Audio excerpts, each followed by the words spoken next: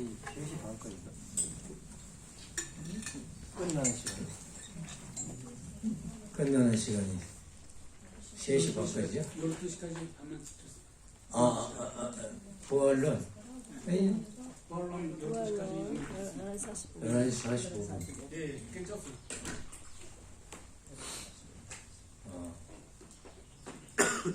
11시 45분까지죠? 내가 종을 안 치니까 내가 시계를 보면서 해야 돼. 11시 50분, 1시간. 시간이 많이 걸리면 설명을 많이 하니까 듣는 사람은 좋지만 너무 길게 하면 여러분이 지루할까봐. 근데 강의 들을 때 이론을 안 듣고 감명받고 사랑하면서 하면 시간 가는지를 모르고 언제 시간 가는지 몰라요. 그런 점이 있어요. 그러나 스케줄에 지장을 전혀 안 되니까. 또 성경 말씀 나왔습니다. 부활론에 기억을 한번 해주시면 좋겠고요. 부활론입니다. 부활론. 부활은 다시 산다는 얘기죠. 다시 산다. 기독교인들은 죽은 성도들이 다시 살 때 육신이 무덤에서 일어난다, 다시 산다 이렇게 믿고 있어요. 근데 현대인들이 이걸 과학적으로 납득할 수 없거든요. 예를 들면 예수님이 무덤에서 부활하셨잖아요. 기독교인들은 예수님을 육신 부활로 봅니다. 육신도 부활해서 하늘로 올라갔잖아요. 얼마나 과학적으로 이거 믿을 수가 없는 거예요. 네, 그런데 믿고 있어요. 그래서 예수님 무덤에서 나오는 모습이죠. 원리에서는 예수님이 부활한 건 영적 부활, 예수님이 영인체가 영계 같다고 보는 거죠.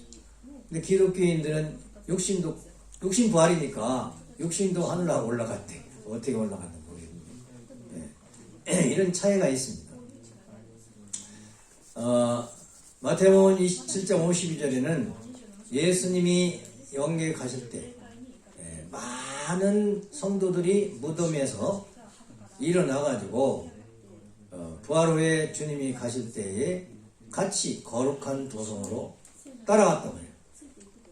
그러니까 이 말씀을 볼 때는 무덤에서 성도들이 육체가 부활해서 하늘로 올라간 걸로 그렇게 믿어요. 굉장히 허망한 얘기죠. 과학적으로 볼 때. 자, 그렇다면 부활의 정확한 뜻이 뭐냐? 부활, 다시 산다는 것은 무엇을 말하는 거냐 하는 것을 원리적으로 말씀을 해보면 부활은 다시 산다는 것인데 다시 산다는 것은 죽었기 때문에 다시 사는 거 아니에요. 그래서 죽음과 삶에 대한 세상 말 말고 성서적인 뜻을 알아보고 부활의 의의를. 자, 성서에서는 삶과 죽음을 어떻게 얘기했는가? 누가복음 9장 60절에 죽은 자는 죽은 자들로 하여금 장사하게 하라. 먼저 죽은 자는 시체요. 죽은 시체. 그 죽은 시체가 다시 산다고 육신 부활을 믿는 거예요. 기독교인은. 또 다른 말씀은 죽은 자들을 죽은 자들에게 맡기고, 즉 살아있는 사람인데 죽었다고 하는 거예요. 그 죽은 사람에게 시체를 맡겨라. 성경은 그렇게 말했거든요. 그런데 살아있는 사람도 죽었으니까 그 사람도 살아야 된다 이런 얘기죠. 그래서 이게 무슨 뜻이냐 보면은 살아있는 사람이 다시 산다는 얘기는 불신자가 하나님을 믿지 않던 사람이, 주님을 믿지 않던 사람이 믿는다는 뜻이고, 사탄 중앙권에 있다가 하나님 중앙권으로 옮겨진다는 것이 부활이다 이렇게 볼 수밖에 없다는 거예요. 따라서 사탄 주관권에 주관받고 있던 사람들은 불신자, 죽은 자들인데 산자는 하나님을 믿는 것이기 때문에 살았다 죽었다 하는 걸 성서적으로 볼 때는 믿는 자냐 안 믿는 자, 안 믿는 자는 죽은 자고 믿는 자는 살았다. 성서적으로는 그렇게 해석을 해야 된다. 따라서 계시록 3장 1절 비신앙자, 살았다는 이름은 가져서 죽은 자라고 예수님도 그랬어요. 또 요한복음 7장 25절은 믿는 자는 죽어도 살겠고 예수 믿었던 사람은 목숨이 끊어졌다고 죽은 게 아니다 이거예요. 죽어도 산다고 했어요. 또 누가복음 10장 목숨을 보존한 자는 잃을 것이요 잃는 자는 살리라 뭐 이런 말씀도 있어요. 그래서 목숨이 끊어지는 죽음을 의미하지 않았다 하는 것을 알 수 있는데 타락으로 인한 죽음은 뭐냐?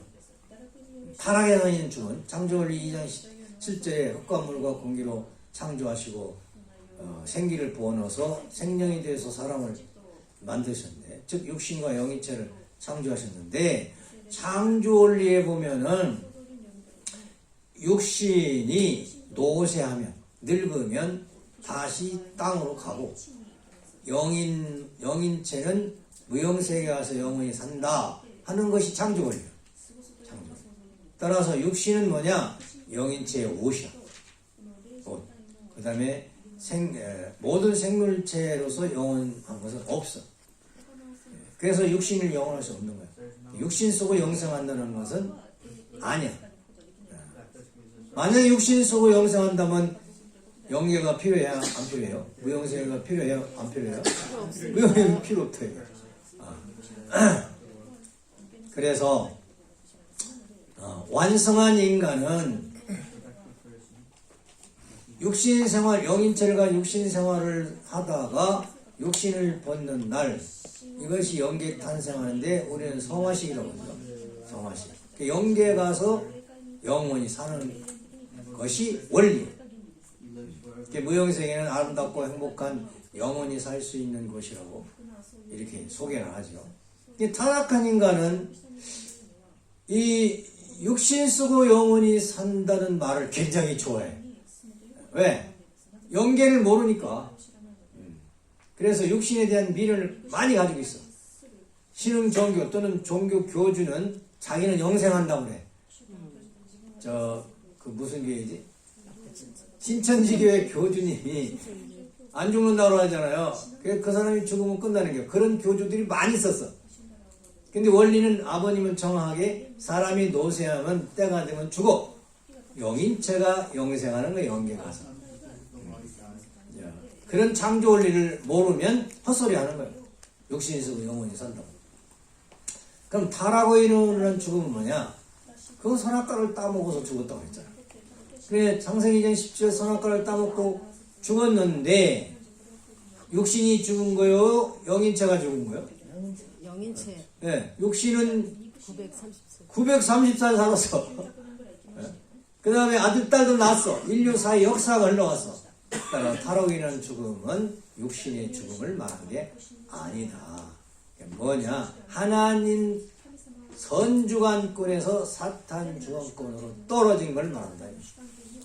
악주권으로 떨어진 걸 타락한 죽음이라고 말하는 거예요. 육신의 죽음은 아니다. 예수 믿는 사람이나 안 믿는 사람이나 때가 되면 죽어요, 안 죽어요? 죽게 돼 있어요. 그게 창조 원리라니까. 예수를 믿는 사람은 영인체 구원받지만 안 믿는 사람은 악한 사탄 주관권으로 가는 것을 죽었다고 하는 거다. 성경에는 요한 1세 3장에 사랑치 않는 자가 사망이라고. 하나님도 사랑 안 하고 이웃 사랑 안 하는 사람. 그 사람이 죽은 자예요. 사랑하고 있는 사람은 산 사람이에요. 로마서 6장에 보면 죄의 사성 사망이요 하나님은 사랑성이라. 8장 6장에 육신의 생명은 사망이요 영의 생명은 생명과 평안이라.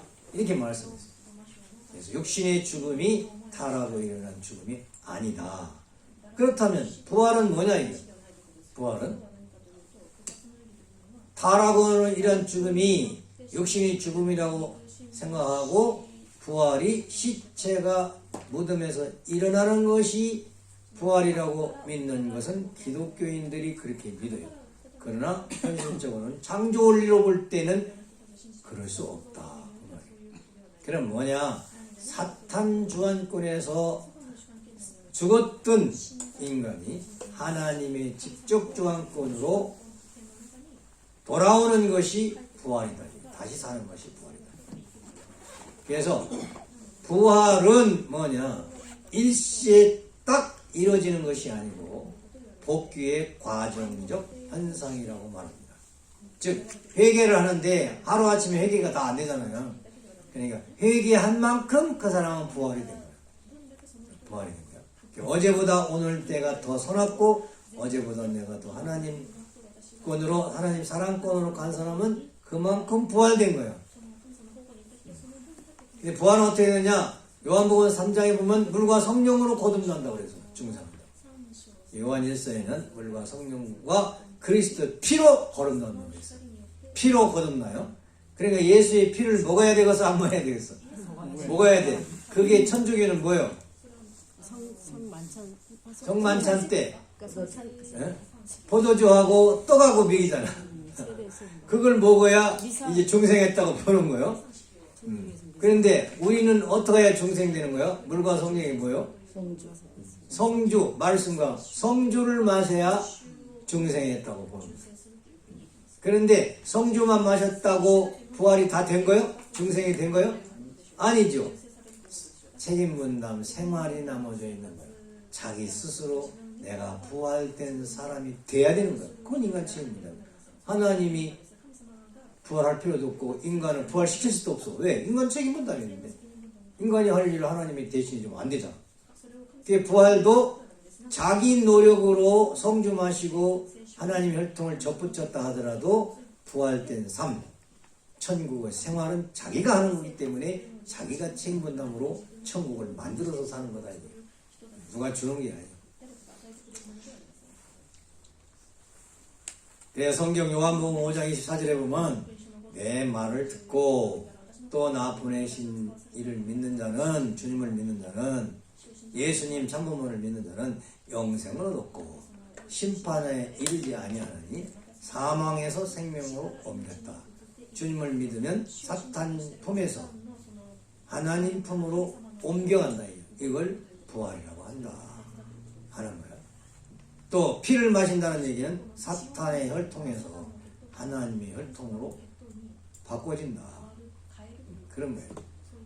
그래서 부활한 사람은 주님을 만나야 되고 예수님을 믿고 하나님을 사랑하고 하나님의 주관을 받고 하나님의 혈통을 진 자가 부활한 것이다. 그래서 고린도 15장에 보면은 아담 안에서 모든 사람이 다 죽었어. 사탄. 그런데 그리스도 안에서 모든 사람이 다시 사는 거예요. 다시 사는 거예요. 부활은 인간에게 어떤 변화를 일으키는가? 육신은 그대로 있어요. 창세기 2장 17절 아담 에와가 타락한 후에도 육신은 그대로 있어. 성도와 강도도 예수 믿고 안 믿는 사람도 부활한 사람과 안 한 사람 보면 외모는 똑같아. 예수님과 타락한 인간도 똑같아. 여러분도 교육받은 후나 교육받고 부활한 후나 전후나 자기 몸뚱이는 그대로 있어. 그런데 뭐가 변해? 뭐가 변해요? 심령이 변하는 거다. 부활은 심령의 변화를 일으키는 걸 말한다. 그래서 사탄 정황권에서 불안과 공포에 떨던 사람이 사탄의 집이 돼서 이기적으로 살던 사람이 하나님을 중심 삼고 기쁘고 즐겁게 행복하게 사는 걸 부활이라고 한다. 따라서 그 사람은 하나님의 성전이 되고 위하여 살고 거룩한 몸마음을 중심삼고 살고 자기 몸이 하나님 집이 되는 사람, 그 사람이 부활된 사람이다. 이 건물도 악당의 사람은 그건 악한 건물이잖아요. 예? 종교 하나님 믿는 사람이 살면 성전이잖아요. 그래서 부활신앙은 어떻게 해야 되느냐? 로마서 12장 1절에 부활신앙에 대한 내용이 나왔습니다. 그건 영적 예배를 드리라고 했어요. 영적 예배. 변화된 신앙은 온전한 하나님의 뜻을 닮아야 되겠는데 여러분 집에 가서 꼭 로마서 12장 읽어보시고 명상하시고 그대로 사셔야 돼요. 부활신앙에 대한 변화된 사람의 신앙은 로마서 12장에 예수님이 말씀을 해놨어요. 마지막에 보면은 여기 보면 이 세대에 본받지 말고 세상을 따라가지 말라. 오직 마음을 새롭게 해야 돼. 과거 같은 마음 전부 청소해야 돼. 없애버려야 돼. 변화를 받아야 돼. 변화가 없는 사람은 발전이 없는 사람. 하나님의 선하시고 기뻐하시고 온전하신 뜻이 무엇인가를 분별하도록 해서 그대로 살아라. 소망 중에 즐거워하고 환난 중에 참으며 기도에 항상 힘쓰며 성도들의 쓸 것을 공급하여 선 대접하기를 힘써라. 희생 봉사해라. 형제들을 위해서 하는 얘기요. 기독교 기본은 성경을 쭉 보면 불쌍한 사람 도우라는 것이 삶의 생활 기준이에요. 불쌍한 사람. 그럼 이 세상에서 가장 불쌍한 사람이 누구냐? 성경에는 과부라고 그랬어. 호레비 과부라고. 짝이 없으니까 얼마나 외롭고 불쌍해. 배고픈 사람이 불쌍하다고 안 하고 과부가 불쌍하다고 그랬어. 교회에서는 과부를 잘 대접을 하고 있어. 물론 이제 배고픈 사람도 대접해야 되겠지만은 성경에는 그런 말씀이 있어요. 성경 공부 쫙 해보면 부활된 신앙에 대한 것을 자세히 나왔어요. 자, 그러면 두 번째 부활 섭리는 어떻게 하시는가 하는 겁니다. 부활 섭리는 복귀 섭리요. 복귀 섭리는 재창조 섭리이기 때문에 재창조 섭리는 창조 원리에 의해서 해야 되기 때문에 창조 원리에 입각해서 부활 섭리를 해야 됩니다. 그러면 창조 원리는 인간이 소생장성 완성기를 거쳐서 완성하게 되어 있어요. 타락한 인간이 부활할 때도 소생부활, 장성부활, 완성부활을 거쳐서 본연의 인간이 되는 거예요. 그런데 요 부활 성장 기간에 공식이 있어. 부활 섭리하는 내용이 있는데 첫째, 시대적 혜택을 받아가면서 부활한다. 어떤 중심 인물이 정성을 들여서 이제 심정 기대를 이루는 거죠. 시대적. 그러니까 구약 시대 사람, 신약 시대 사람, 성약 시대 사람 혜택이 다르다예요. 여러분은 구약 시대 사람이요, 신약 시대 사람이요, 성약 시대 사람이요, 재림주의상 이제 천일국 시대 사람이요. 천일국 시대 사람입니다. 그러니까 여러분 얼마나 복 있어? 인간이 태어났다 죽는데 하필이면 구약 시대에 태어난 사람은 부활을 소생밖에 못하잖아. 근데 여러분은 완성권에서 천일국 시대에 태어났기 때문에 천국 생활할 수 있는 시대에 태어났기 때문에 여러분은 완성 부활을 할 수 있다. 부활해가지고 완성해서 천국 생활을 할 수 있는 그런 생활을 할 수 있다. 두 번째, 하나님은 말씀을 주셔. 시대마다. 그것이 구약신약 성약이죠. 구약신약 성약의 말씀, 아버님 말씀인데 성약시대 이후에는 뭐야? 천국 생활 말씀을 주시는데 성약시대의 말씀이 기본이 되는 거예요.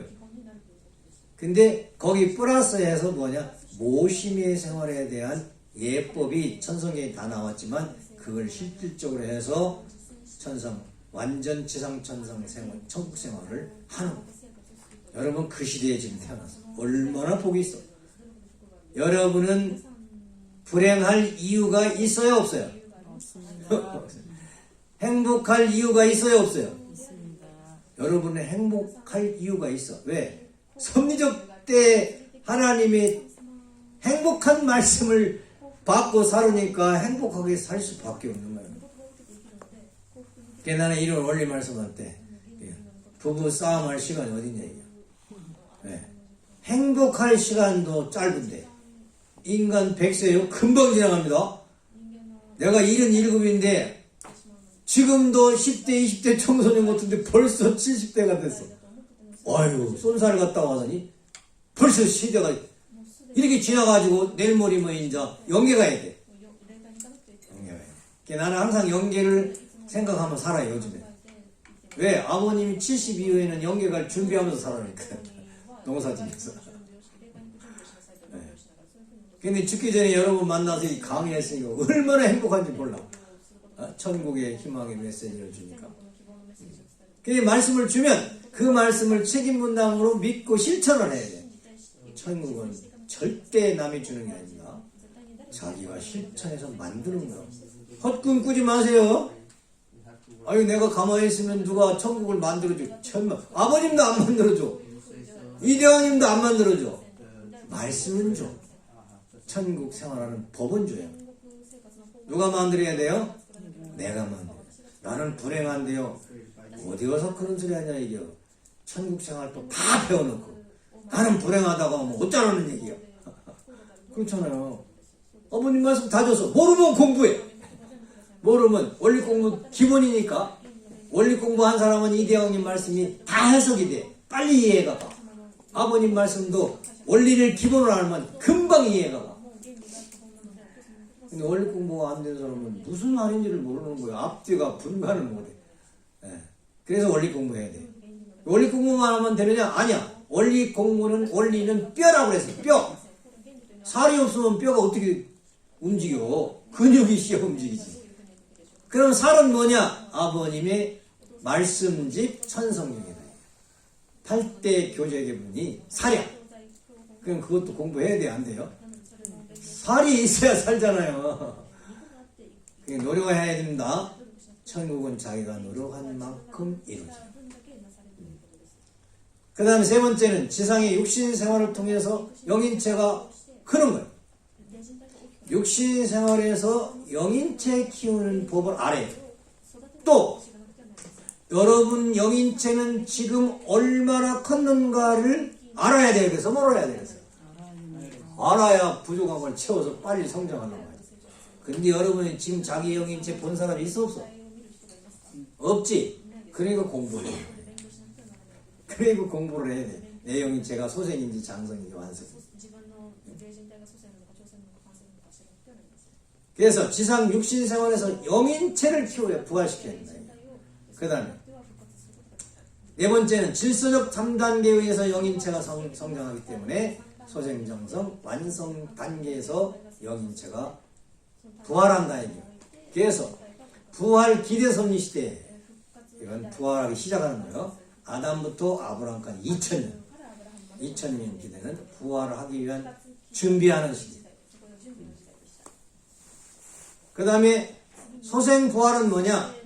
소생부활은 아브라함부터 예수님 오실 때까지가 소생부활 성시대예요. 이때에 태어난 사람은 열심히 노력하면 소생급 영인체가 만들어집니다. 그러니까 옛날 사람들은 영인체가 이제 적은 거죠. 미완성이죠. 이때 살던 사람은 어떻게 살았느냐? 하나님의 그 말씀에 따라서 제사를 지내나고 제사를 지내. 아브라함 때는 제사 지냈죠. 그래서 자기 영인체를 하나님 앞에 갔어요. 예수님 때에는 말씀을 믿고 행함으로 말미암아서 자기가 부활되는 겁니다. 그래서 소생 영인체는 영인체가 성장하면 영형체급 영인체가 돼요. 소생 영인체. 그 내가 지금 소생 영인체냐, 구약 성경대로 살고 있느냐, 살면 영형체급 영인인 거예요, 자기는. 구약 성경 읽어봤어요? 안 읽어봤어요? 안 읽어봤으면 영형체급 시작도 안 한 거 아니야? 근데 여러분은 특혜를 받아서 이거 초등학교도 안 가고 대학원에 지금 와서 공부하고 있으니까 여러분 자신은 그런 거 아니지만은 세상 사람은 안 믿는 사람들은 소생부활권에 있는 사람이 많아요. 이때에는 행함으로 의로운 시대라고 이렇게 했어요. 그 다음에 장성부활은 뭐냐? 예수님 때부터 재림주님까지 이때는 예수님 말씀, 신약 말씀을 믿음으로 말미암아 의롭다함을 받고 영인체가 크는데 이 영인체의 이름이 뭐예요? 생명체. 죽으면 어디가? 낙원에 간다고 그랬어요. 여러분이 영인체 완성시키지 못하고 생명체급 완성시켜서 성화식을 하면 죽으면 낙원밖에 못 가요. 자, 그럼 완성부활섭리가 있어요. 완성부활섭리는 재림주 이후의 시대 원리말씀 8대 교제의 금을 중삼고 공부를 해서 성경 말씀을 듣고 시의 시대 하나님을 모시고 살면 생명체급 영인이 된다고 그랬어. 죽으면 생명체급 영인이 되는데 그것이 천국이라고 그랬어요. 천국. 그래서 자기 영인체를 생명체급까지 만들어 놓고 살아있을 때 만들어 놓고 성화해야지, 죽어야지 천국에 가지, 아버님 세계에 가지. 못 만들어 놓고 생명체급 만들어 놓고 죽으면은 천국 못 간다니까. 낙원밖에. 또 영영체급밖에 못 이루고 죽었다? 그럼 더 하지, 더 못 가지.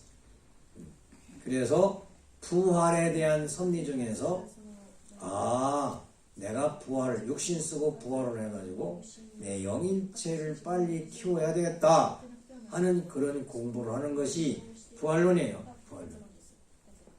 자, 그러면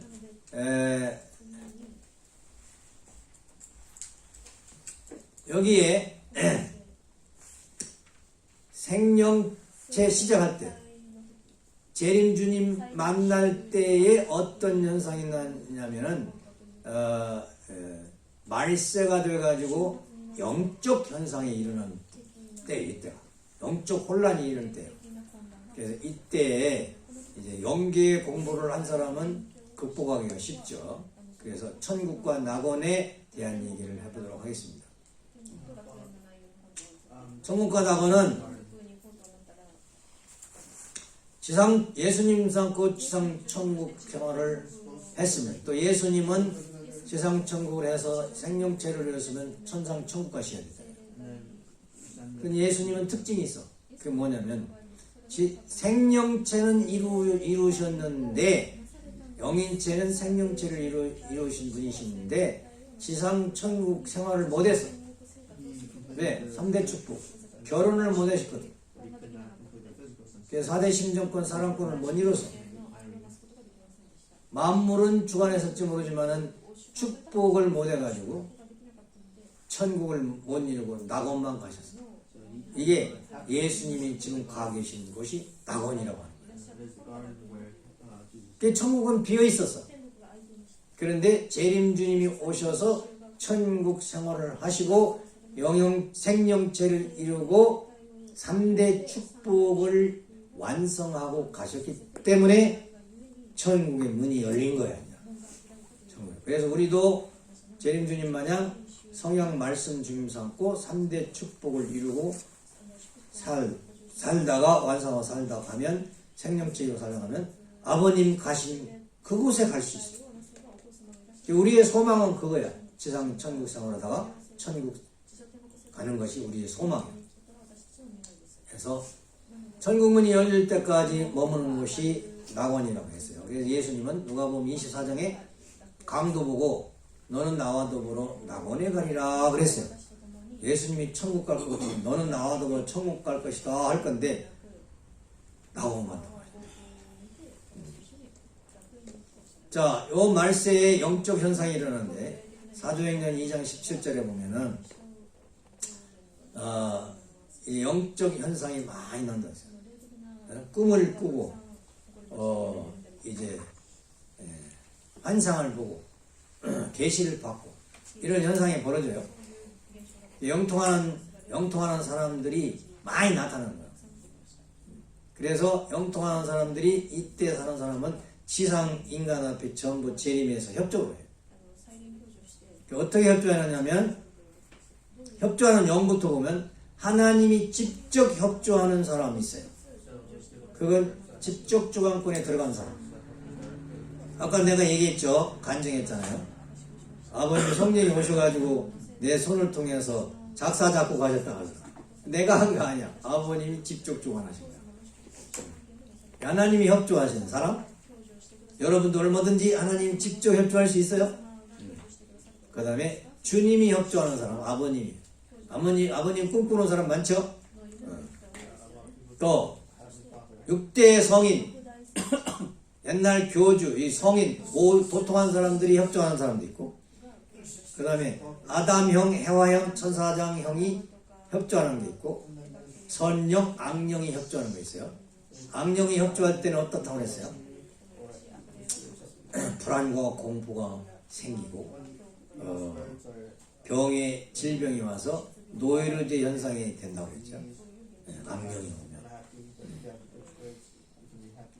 그 다음에 조상령이 협조하고 이제 본인 영이 협조한다는 것은 자기 영감에 맞춰서 내 몸을 이끌고 산다 이거예요. 협조하는 현상이 여러 가지가 있습니다. 여러분은 모르지만 여러분 배후에 영들이 와서 지금 협조를 하고 있습니다. 왜? 여러분을 통해서 천국 가고 싶어가지고 청평에 보내서 여러분이 천국 생활을 할 때 협조하신 조상이든 누구가 같이 천국 생활하고 내가 천국 가면 협조한 영이 같이 갑니다. 같이 가요. 천국 지상에 육신 쓰고 천국 생활하는 것이 대단히 중요한데 혼자 가는 것이 아니고 배후에 협조하는 영이 있다 하는 말이에요. 완성한 인간은 이제 평범한 사람도 완성한 인간들이 있는 거죠. 어떻게 완성하는 거냐? 아기가 이제 성장을 해서 원리 말씀 중삼고 이제 완성을 하죠. 그래서 지식 수준과 인격 수준하면 입체적인 거지만은 지정의가 개발된 사람을 인격자라고 하잖아요. 그래서 하나님의 사랑을 받아서 사랑의 질서대로 수준 높게 사랑하면서 사는 사람을 인격이 수준이 높다고 합니다. 아, 그분 참 인격자라고 합니다. 완성한 인간도 급수가 있어요. 완성을 했지만 단계가 있는 거예요. 내가 완성한 인간이라고 했는데 내가 주님하고도 같겠다. 이대왕님하고도 수준이 같겠다. 그렇게 생각하지 말라는 거예요. 예, 사랑의 급수가 있듯이 인격의 수준이 급수가 있다. 자, 영통한 내용은 요 말세가 되면 직감으로 오는 사람이 있어요. 그 다음에 계시받는 사람이 있어요.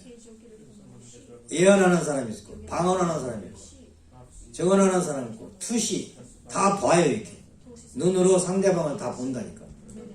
무슨 마음을 먹고 있는지 다 알아. 몽시받는 사람이 있고 치유의 능력이 있는 사람이 있고 말씀을 기록해는 받는 사람이 있고 이건 기자라고 그러죠. 말씀 기자. 그래서 하나님의 메시지를 받은 모세가 오경을 썼죠.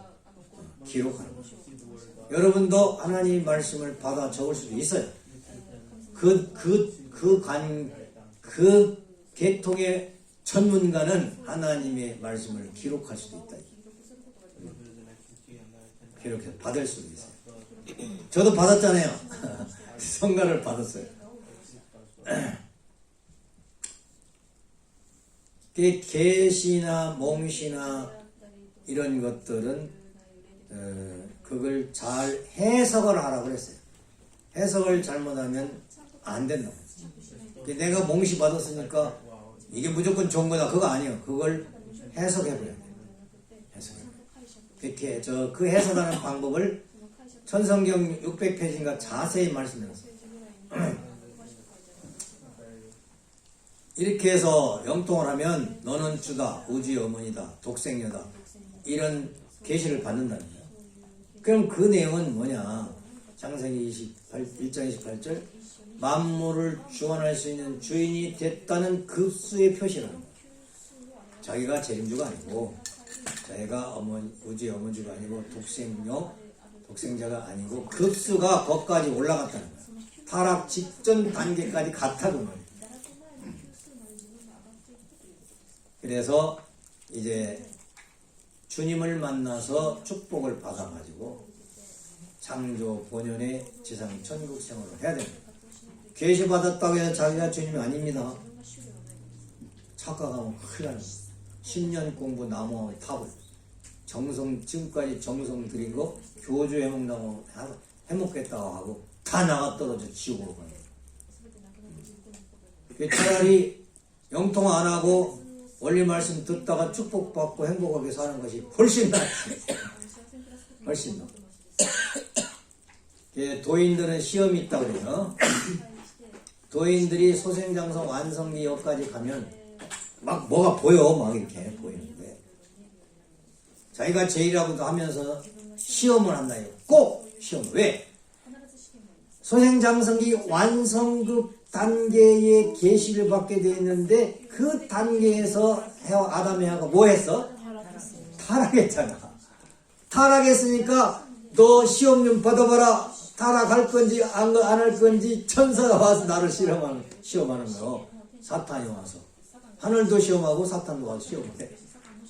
그래가지고 뭘로 시험하느냐? 사랑 시험, 음란 시험. 신앙이 좋은 사람은 여자 같으면 미남이 와가지고 연애하자 그래. 막 휘파람을 불면서 나 좋아한다고 쫓아다녀. 남자 같으면 이제 여자를 막 쫓아다니는 거야. 남자가 도통했다고 하면. 그래서 도인들이 여자든 남자든 음란 시험이 오는데 그때 넘어가면 골로 가는 지옥으로 가는 거예요. 통일교인 중에도 희한한 사람이 있어요. 축복을 받았는데 여자 식구한테 하나님이 세 여자 식구한테 당신하고 이 세 명하고 나하고 살아야 된다고 계시가 내렸으니 나하고 합방해야 된다. 지 마누라 두고 축복받아가지고 따라가야 되겠어? 안 따라가야 되겠어? 그 계시가 내려온 것이 사탄이 준 거야? 하나님이 준 거야? 사탄이 준 거를 판단을 못하면 큰일 난다. 그래가지고 타락한 사람 있잖아요. 저 구라파에서도 있고 한국에서도 있고. 조심해야 됩니다. 영통인들 조심해야 돼요. 영통인들 사기꾼 가짜입니다. 그 사람은 말 듣지 말아요. 내가 아버지 말씀 듣고 사는 것이 훨씬 정확하고. 두 번째는 물질 시험하는 거. 물질. 돈으로 시험하는 거.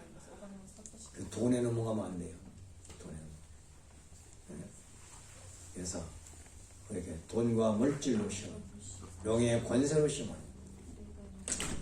그래서 첫 마음, 아버지를 따르던 첫 마음이 변심이 되면 다시 말세를 맞이해서 하늘로 향할 것이냐, 말세를 맞이해서 지옥 갈 거냐 하는 분기점이 있다는 걸 미리 알아라. 그 말이에요. 그럼 이런 영통인들을 어떻게 막을 것인가? 딱 한 가지밖에 없다고 해서 아버님. 새 진리의 원리 말씀, 아버님 말씀으로 판단을 해야 된다고.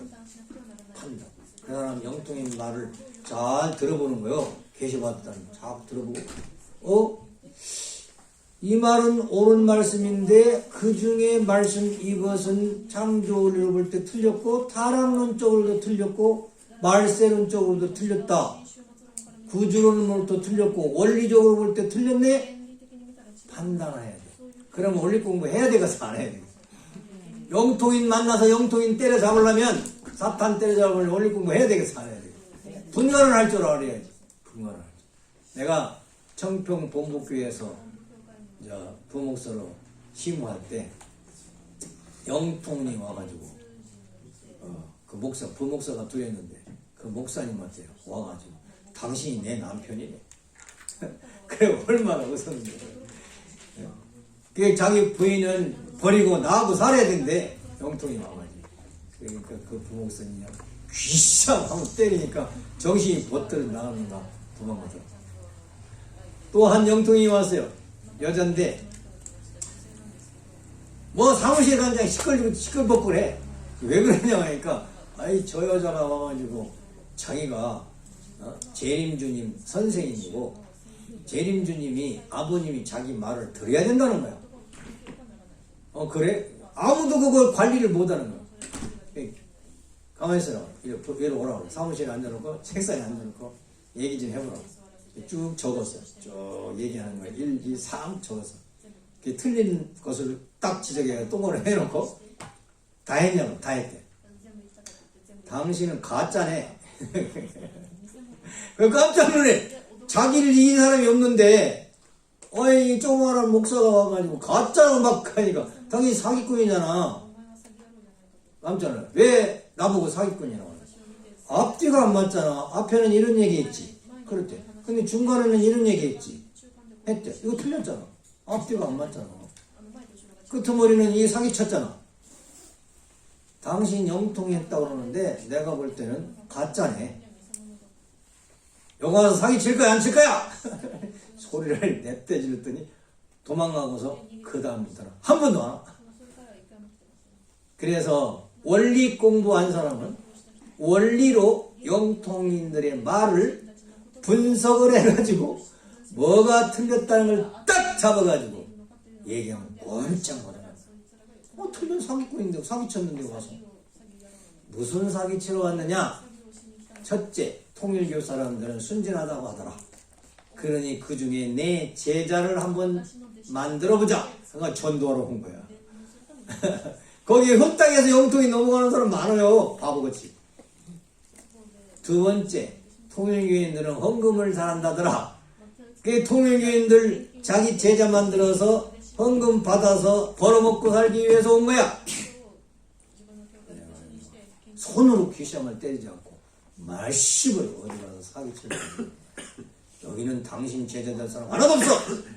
당신의 10원도 당신에는 줄 수 없어.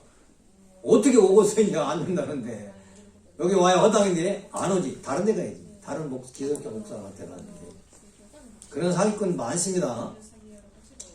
그건 원리로 해결할 수 있다. 그 다음에 말세에 첫째 부활이 있다고 했어요. 기독교 신들의 신앙의 목적은 첫째 부활일 거에 들어가는 거야.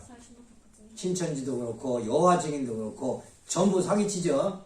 14만 4천 무리가 우리 집단이니 빨리 들어와라. 이제 한 명 남았으니 당신이 마지막이다. 내가 중학교 때 그 말에 혹 해가지고 여호와 증인이 가가지고 한 3개월 동안 성경 공부 열심히 했었어요. 중학교 때. 나중에 알고 보니까 아니요. 성경의 앞뒤가 또 틀려. 그 사람이 주장은 그래 안 나갔는데 나중에 난 통일교 와가지고 원리 듣고서 이제 깜짝 놀랐죠. 첫째 부활이 14만 4천인데 거기에 끼어야 된다는 거예요. 가짜 교주들이. 그런데 이 첫째 부활에 참여할 사람은 원리적으로 보면 뭐냐? 누구냐? 여기 계시록 20장 6절에 첫째 부활에 가는 사람이 복 있다고 했는데 맨 먼저 재림주를 만나고 믿고 모시고 따르는 사람이 돼야 되는 거야. 그러면 신천지 사람이 재림주 만나서 안 만나서? 안 만났는데 가짜 재림주 만들었어 안 만들었어? 가짜 재림주 만들어 놓고 믿는 거요. 그러면 재림주 자격이 뭔데 나중에 그거 원리 공부해가지고 질이 돼야 돼. 신천지 교주한테 가서 당신이 재림주야? 그럼 이거 있어? 이거 있어? 이거 있어? 재림주는 이러고 하러 오셨는데 가짜구만. 신천지 교인들한테도 그거 교육시켜야 돼. 가짜 재림주. 그런 사람 많아요. 기독교 교주들 많습니다. 그런데 또 통일교에 들어와가지고도 자기가 교주해먹었대. 성경 조금 더 아는 것 같이 원리를 아는 것 같이 원리를 이용하고 성경을 이용해가지고 통일교인들을 자기 패 만들어가지고 교주해먹으려는 축복가정들이 있어. 그러면 안 됩니다. 나중에 삼종을 멸한다고 그랬어요. 가짜 주님 하다가 430가정이 통일교 믿다가 불교로 갔다가 단균교 갔다가 자기가 능력 있다고 뭐 조상도 회원하고 뭐 병도 고치고 뭐 한다고 이렇게 해가지고 껍적껍적 해가지고 자기가 주님 노릇하다가 청평 천정궁에 왔어. 내가 잘 아는 형님인데 형님 오셨네. 그것도 성복을 입고 왔어. 성복을. 내가 아버님 딱 보고서니 이놈의 새끼 너 나와봐. 네가 재림주 하려고 그래? 그래가지고 엎어놓고 짓밟고 때리고 실컷 얻어먹고 갔다니까요. 얻어맞고. 축복가형도 교주하려고 하는 사람 많아요. 예, 말씀 도둑놈들. 곽정하시는 말씀 도둑이 왜요? 그 말씀 가지고 교주해 먹으려고 그랬죠. 현지님 세워가지고 교주해 먹으려고. 그거 하지 말라는데 끝까지 하고 있잖아요 지금. 원리를 정확하게 해야 현실을 올바로 판단할 수 있는. 그래서 이제 주님을 만난 사람인데 세계적인 탕감 조건 세우는데 협조해야 돼. 재림주님 탕감 조건 고생할 때 참여한 사람 선배 가정들 있잖아요. 여러분들은 이대왕님 고생할 때 같이 동참한 사람이 새로운 14만 4천이 된다고. 그래서 원죄를 벗고 생명체를 이루어야 돼. 아버님 만나서 1세들이 원죄를 벗고 축복받으려고 생명체를 이루어야 돼. 근데 생명체도 이루지 못하고 따따붙다 하면 두드러 맞는 것밖에 없다 이거. 아버님한테 죽게 얻어맞아요. 왜? 축복시켰으니까 내 자식이잖아. 걔 두드러 패도 되는 거야. 그런 사람들이 원인형 잔치에 가서 축복받아가지고 창조 목적 3대 축복을 이루는 것을 첫째 부활이라고 한다. 거기에 동참한다. 14만 4천 무리라고 했는데 14만 4천 무리는 뭐냐? 주님이 먼저 찾아 세우는 무리라고 했습니다. 왜 14만 4천이 나오느냐? 복귀 섭리가 가정복귀, 민족복귀, 세계복귀가 정적으로 행적으로 있는데 야곱은 가정복귀에서 12자식을 갖고 왔고 민족복귀 모세는 12지파, 예수님은 세계복귀에서 12제자를 중심삼고 12수로 탕감복귀를 하셨어요. 이걸 전부 실패해서 사탄이 침범했어요. 그래서 다시 재림주님이 오면 종적으로 잊어버렸던 걸 횡적으로 찾아야 돼요. 그러니까 종적인 영계 12수를 지상 육신 쓰고 횡적으로 12수를 실체를 통해서 찾아야 돼요. 그러니까 종적, 횡적 12 곱하기 하면 144가 나오는 거예요. 그래서 14만 4천 무리라는 얘기가 144수에서 나왔는데 종적, 횡적, 탕감, 복귀수다 하는 거예요. 그런데 마지막 주님이 영육, 탕감, 복귀에서 지상 천국 만들 때 첫 번째로 찾아 세우는 축복 가정 숫자를 말하는 거예요. 여러분 아버지 어머니들은 다 14만 4천 무리입니다. 실체적으로. 재림주님이 일대의 14만 4천 무리를 통해서 종적 복귀 섭리를 행적으로 하신다는 뜻이 첫째 부활을 섭니다 하는 거예요. 자, 그렇다면 첫째 부활 신앙이 뭐냐? 목표는 어린 양 잔치 축복받는 거예요. 첫째 부활 목표. 계시록 14장 1.5절에 보면 어떤 말씀을 했냐면은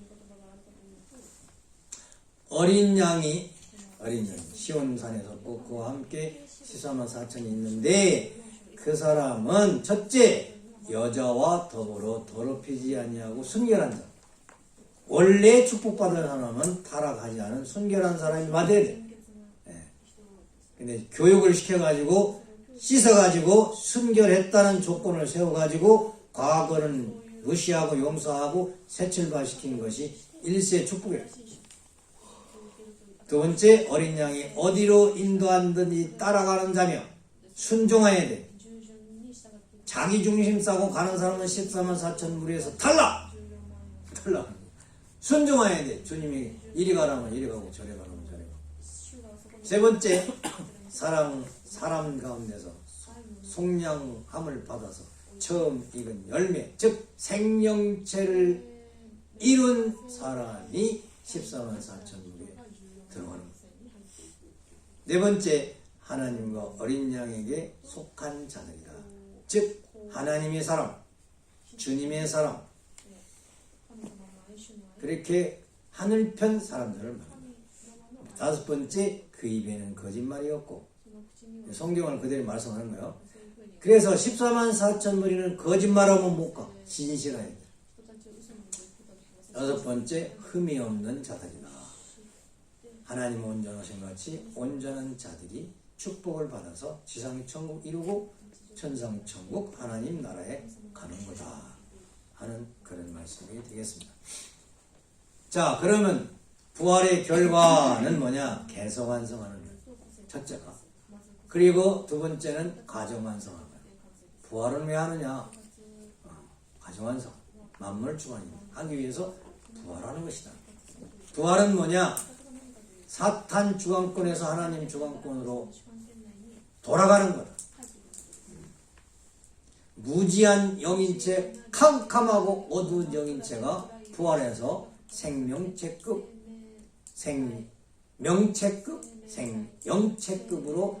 내 영인체가 성장하는 게 부활이에요. 그래서 하나님의 직접 주관권에 들어가는 거예요. 심정과 참사랑으로 주관하시는 그 세계에 들어가는 거예요. 그래서 통일교회는 특이한 말이 있는데 심정권이라는 말이 있어요. 심정권. 심정권은 권세권자가 아니고 둘레권자예요. 둘레권자. 가족, 같이 있잖아요. 가족권, 심정권이에요. 심정권은 참부모님 중심 삼고 같이 사랑을 나누는, 심정을 나누는 사람들을 심정권에 속한다고 하는 거예요. 황족권. 이렇게 얘기하잖아요. 생명체를 위해서 직계 혈통을 되게 하는 것이 부활이다 하는 거예요. 그것은 개성에서 신인 일체가 되었다고 했죠. 세 번째는 창조물의 이상세계의 완성 인간 모델 되기 위한 것이 부활하는 내용이에요. 부활. 그런데 타락 인간들은 부활해서 완성을 하지만 이대왕님은 부활해서 완성하는 거요. 본래 창조 원리를 인정하고 성장해서 완성하신 거예요. 성장해서 완성하신 거. 어디? 성장해서. 네. 타락하고는 관계 없지.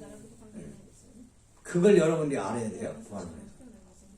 이대왕님하고 나하고 똑같다. 번지수가 아니에요? 절대.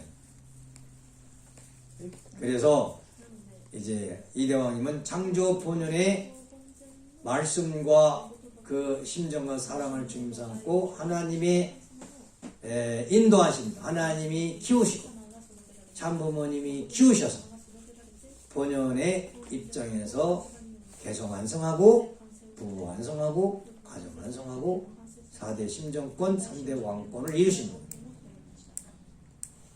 그래서 어린 양 잔치의 축도권자가 된 거예요. 타락한 세계에 똑같은데 축도할 수 없잖아요.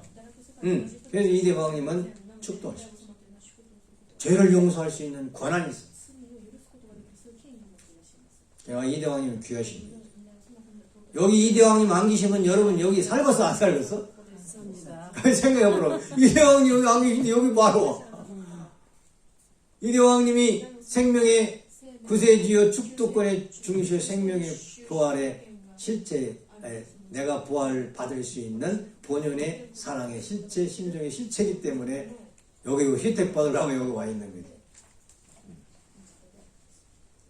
청평 성업에 동참한 여러분들은 3대 왕권을 모시고 부활의 혜택을 받아서 3대 축복을 받아 지상 천국 생활에서 하나님 앞에 영광 돌리시기를 바라면서 말씀을 마치겠습니다. 시간 남으세요? 15분 남아있습니다. 그래. 질문. 요거는 강의 시간이 거의 마친 것 같아요. 같은 내용이라도 설명을 쫙 하면 금방 시간이 되면서 질문 못 받아. 질문.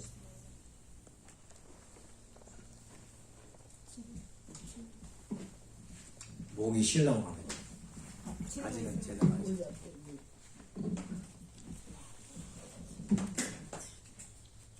없어요? 네.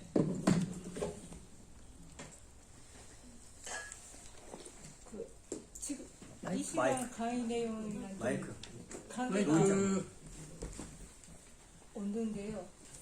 그 아베르카인 문제에 대해서 관계에 대해서 네. 질문을 하고 싶습니다. 예. 그 제가 한국에 있었을 때는 예. 특별히 의식 안 하고 생활을 하고 있었는데 일본에 오니까 아베르카인 관계를 강조하는 선정이 많아서 좀混乱스러워요. 한국에 누가 아벨이냐 누가 가인인지 모르겠다. 아니 그런 거 아니고요. 가인은 아벨 말을 듣고 그러니까 들어야 되고 가인은 아벨은 가인만 안 통해서, 들었고 가인은 아벨을 통해서야 하나님 앞에 갈 수 있으니까 절대적으로 그 말 맞는 말씀이죠. 맞는 말씀인데요. 근데 이 가인 아벨 정리를 해보겠습니다. 네. 성경의 아담과 등에서 가인 아벨은 어떻게 정했어요? 사탄 편, 하늘 편으로 정했죠. 보다 악한 편, 보다 선한 편.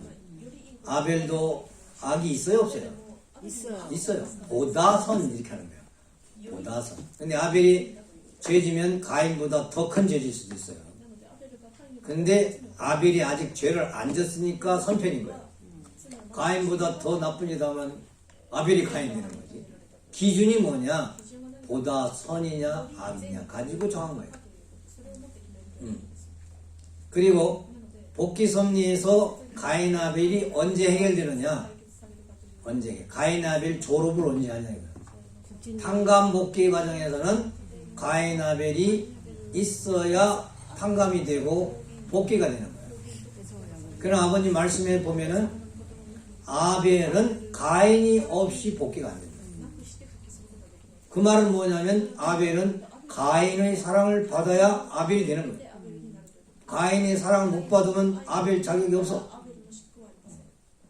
또 가인은 아벨을 애중걸 통하여 아벨에게 애중걸 통하고 원래서 잘세입어 했잖아요. 그걸 알아면 가인이 갈 길이 없어. 구원이 필요 없어. 가인은 아벨을 통해야 돼. 아벨을 사랑하고. 그 원리를 보니까 똑같네. 아벨도 가인을 통하지 않으면 천국 못 가고 가인도 아벨을 통하지 않으면 천국 못 가게. 그럼 뭐야? 가인 아벨이 있다는 것은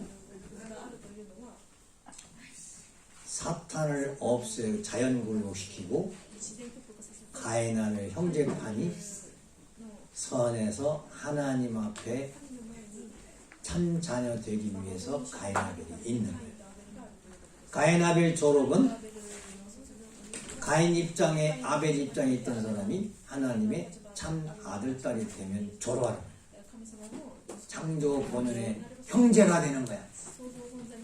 그때는 싸움이 없어. 악이 없으니까 싸울 필요가 없는 거야. 통일교인들은 그 경지로 빨리 신앙에서 졸업해. 완성을 해요. 그 경지가 이제 모델로 세우신 것은 국진감사원장님하고 이대왕님하고의 모델로 세우신 거예요. 두 분은 형님 동생 하시면서 서로 사랑으로 하나 됐기 때문에 창조 본연의 아들 딸의 경지에 갔기 때문에 이대왕님도 사명은 이대왕이시지만은 국진이사장님을 형님이라고 하잖아요. 생명의 질서로 봐서는 형님. 그래서 신앙이 두 가지 질서가 있는데 혈통의 질서하고 상속의 질서가 있고 하나는 이제 생명의 질서로 혈통 질서와 생명의 질서가 있어. 먼저 난 사람하고 나중에 난 사람. 타락권 내에 해방 안 된 사람은 먼저 난 사람이 사탄편. 형님이 사탄편. 동생이 아벨. 그래서 그 식구지간에도 나이 많은 사람은 형님이라고 해야 돼. 그럼 어떤 관계가 되냐? 형님은 동생을 사랑해야 돼. 무조건 사랑해. 그렇다고 동생이 형님을 사랑 안 해도 된다? 아니요. 동생도 형님을 사랑해야 돼. 그래서 말씀 중 하나 되면은 해방을 받아서 그 식구지간에는 사탄이 침범할 수 없어. 왜? 가인 아벨 일체돼가지고 하나님 만났어, 부모 만났으니까 사탄은 자연굴복해야 돼. 자연굴복. 그렇게 돼 있어요. 가정도, 교회도, 모든 지도자도. 그렇기 때문에 이제 가인 아벨 가지고 싸우면 안 되고 그건 지옥 직행으로 가는 거예요. 서로 위하는 마음, 서로 더 사랑하지 못해서 안달이 나는, 한국말 안달이라는 거예요. 사랑하지 못해가지고 어쩔 줄 모르는 그런 생활을 해야 돼요. 서로. 그럼 미운 사람이 있겠어 없겠어? 없습니다. 없죠. 가인하면 그렇게 살아야 돼. 그래야 졸업을 할 수가 있어. 나이를 보자고. 이케다 회장님은 나이가 많아 적어? 그럼 형님이야 동생이야? 형님이지. 그러면 가인이야 아벨이야? 생명의 질서로 볼 때 가인이지. 그러면 가인이면은 여기 2세들 사랑해야 돼 안 해야 돼? 사랑해야죠. 그런 사랑을 받은 2세들이 형님을 생명이 그런 형님을 가인 입장에 있는 이케다 회장님을 사랑해야 돼 안 해야 돼? 사랑해야지. 사랑 안 하면 2세가 아니야 나가리 하나님 자녀가 못 되는 거야. 그래서 이케다 회장님은 2세들을 2세 만들기 위한 가인 입장에 선 거야.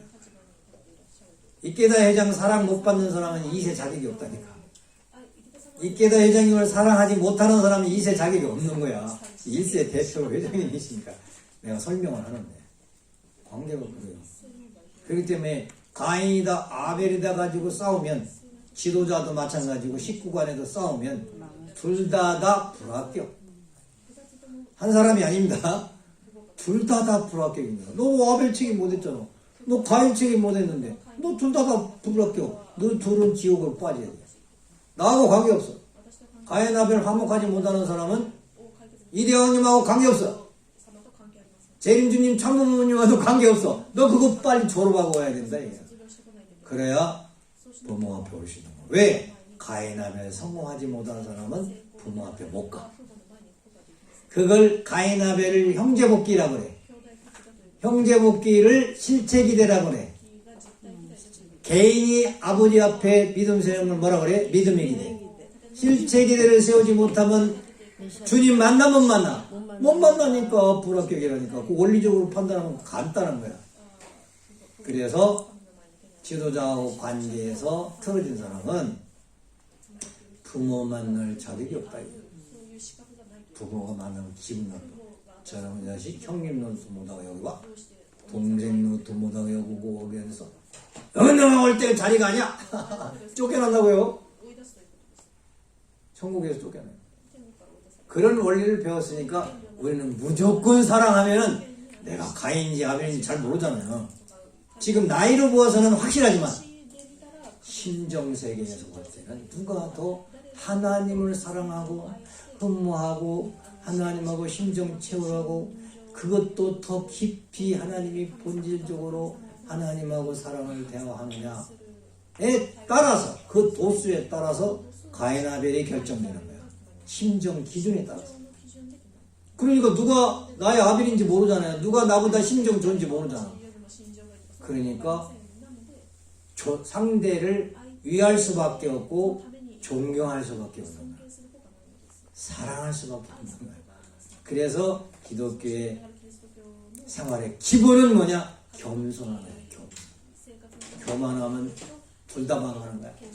겸손해. 그게 우리 성경에서 가르친 거고 아버님 원리에서 가르친 거야. 그 조금 배웠다고 해서 교만하지 말라니요. 사탄이 잡아간다.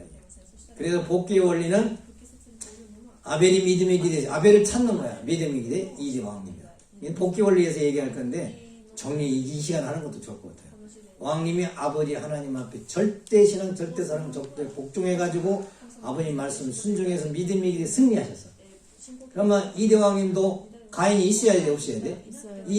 국진님하고 가인 아벨 관계가지고 완전히 사랑으로 일체가 되셨어. 그래서 실체 기대를 성공했어. 믿음의 실체 기대를 성공하면 누구 만나야 돼? 메시아 참부모 맞이해야 돼.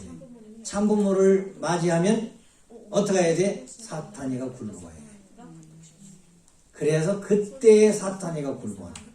그런데 사탄이 굴복하는 주인공은 누구냐? 가인, 국진님이야. 국진님이 마지막 사탄을 굴복할 수 있는 인침표를 땄잖아.